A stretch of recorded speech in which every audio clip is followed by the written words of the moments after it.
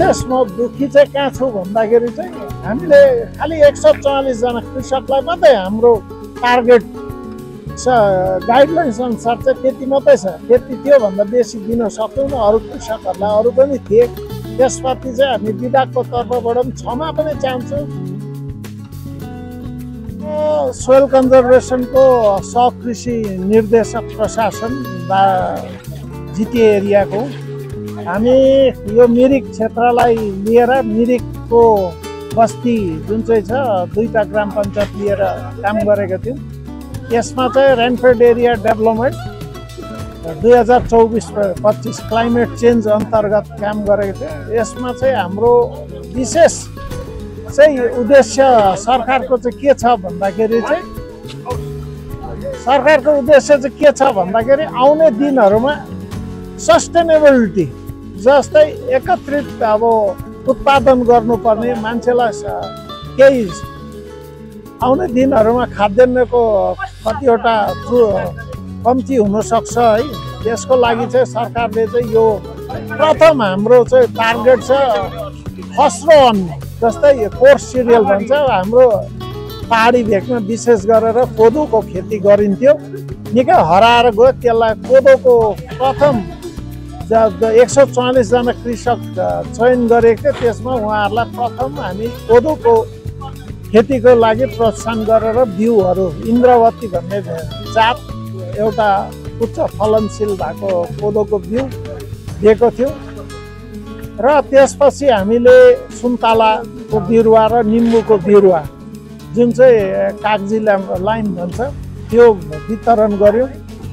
त्यसपछि हामीले यो अलिकति पहाडी क्षेत्रमा हाम्रो यो अलैँचीहरू खेतीहरू हाँस्न आएको कारणले गर्दा कृषकहरूलाई प्रोत्साहन गर्नुको लागि किवी हामीले अरुणाचलबाट ल्याएर ग्राफ्टेड किवी 4टा भेराइटी हेवर्ड्स, मोन्टी,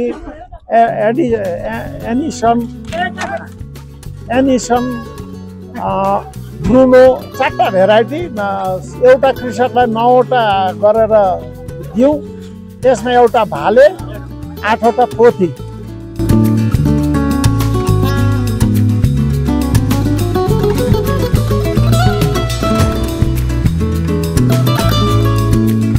निम्बुको बिजन पनि हामीले पायौँ है, त्यो पनि हामीले लगाइरहेका छौँ। सुन्दर बिजन पनि पायौँ, हामीले पाएको छौँ, यो लगाइरहेका छौँ।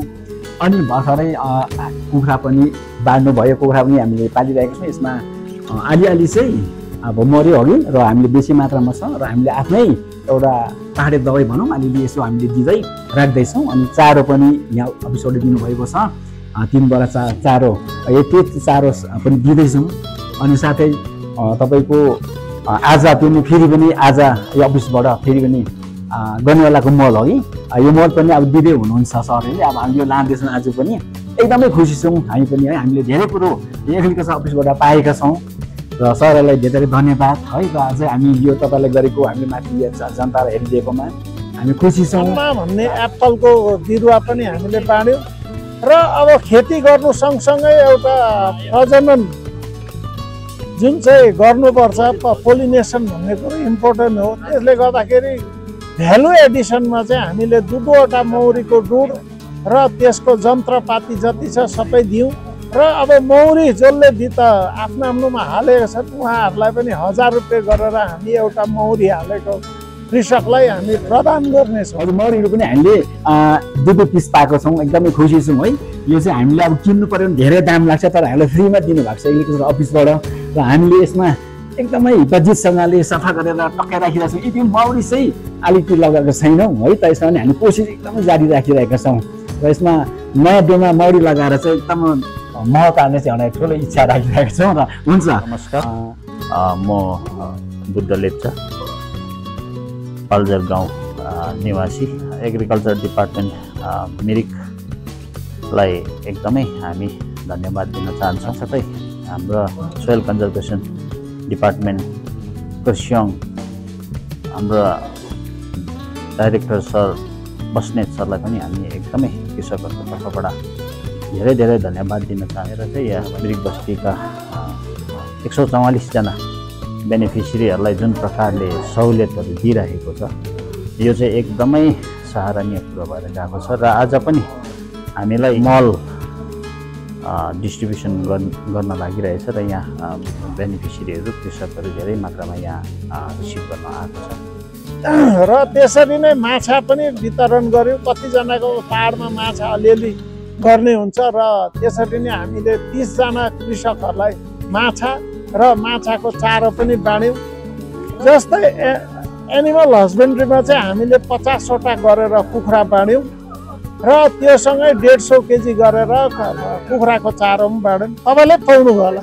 हजुर, कतिवटा बचाउनु भयो? मैले 50 वटा बाटोमा अलिकति बाटोमा जाँदा कोही हरायो, अलिकति टेपेर मरेछ र 40 वटा चाहिँ मैले 50 वटामा 40 वटा चाहिँ मेरोमा ठिक छ। पाइसकेको छौँ, प्रायः सबैले चाहिँ पाइसकेको छ। हामीले पनि अब कुखुराहरू भयो, चुनाहरू भयो होइन, कति प्लान्टहरू पनि सुन्तलाको भयो, चल्ला चारो धेरै नै पाइसकेको छौँ हामीले। त्यसको लागि अब डिपार्टमेन्टलाई पनि धेरै धेरै धन्यवाद। अब आज तपाईँको मल दिँदैछ, कुखुरा पायौँ, मौरीको ज्वरो पायौँ, अनि तपाईँको धेरै कुरो पाउँदैछौँ।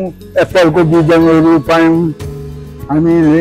मौरी अहिले मौरीको बिउ 2 दियो, त्यो बहुत ठुलो कुरो। हामी बहुत ठुलो मान्छौँ, खुसी मान्छौँ हामी।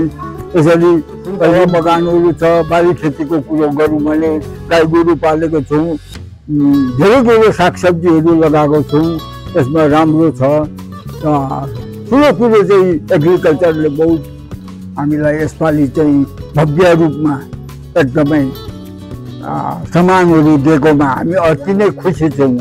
जुन चाहिँ स्किम छ यो ऱ्याट सिसी चाहिँ 2014 देखि सुरु भएको, तर पाहाडमा चाहिँ हामीले भर्खर 2 वर्ष अगाडिदेखि मात्रै चालु पाउन सक्यौँ भएको थियो। र मैले कोसिस पनि गरेँ यो कृषकहरूको केही आम्दानी होस्, केही उन्नति होस्, हाम्रो पाहाडको पनि कृषकहरूको केही सहुलियत पाओस् भन्ने धारणाले यो प्रोजेक्ट चाहिँ मैले कलकत्ता गएर यो सेन्ट्रल स्पोन्सर स्किम लिएर आएको। धन्यवाद दिन्छु यहाँका जति पनि मिरिकको एग्रिकल्चर विभागका जति पनि कार्यरत सहपाठीहरू छन्। यहाँका एसटेन्डिए सोइल या ब्लक एडिए म्याडम हुनुहुन्छ विभूति रिजाल, उहाँलाई पनि धन्यवाद दिन्छु। र यहाँको सभासद जो हुनुहुन्छ खुबै हामीलाई सहयोग गर्नुभयो निलेश राईज्यूले, र उहाँलाई पनि धन्यवाद दिन्छु। र अझै आज कृषकहरूलाई हामी भर्मी कम्पोस्ट बेड पनि दिएको छौँ र योसँग गउँदेउला पनि दिने होला छ।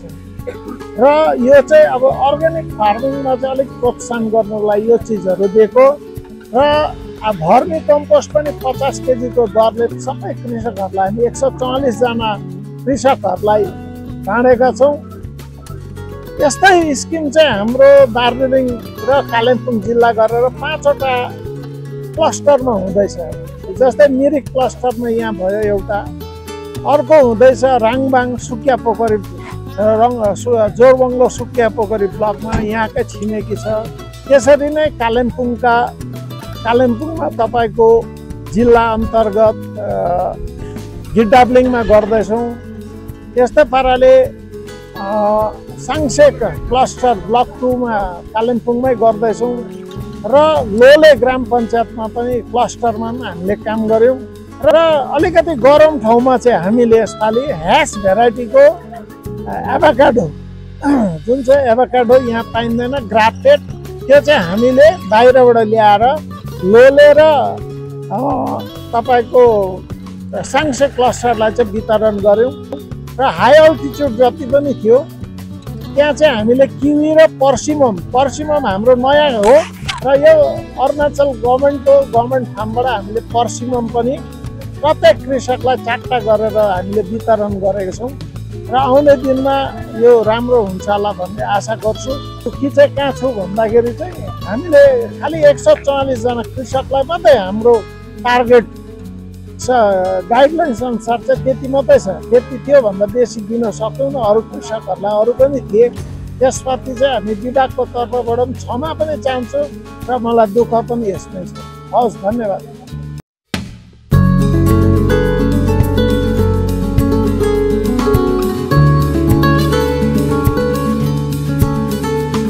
फर्स्टमा एप्पलको उयो पायौँ, त्यहाँदेखि किवी पायौँ, पर्सिमम पायौँ, माछा चाहिँ पाइनँ। अन्त भर्मी कम्पोस्ट पिट पाएँ। आज त्यहाँबाट कुखुरा पाएँ, चारो पाएँ, त्यहाँबाट आज मल पाएँ, मौरीको दुध पाएँ।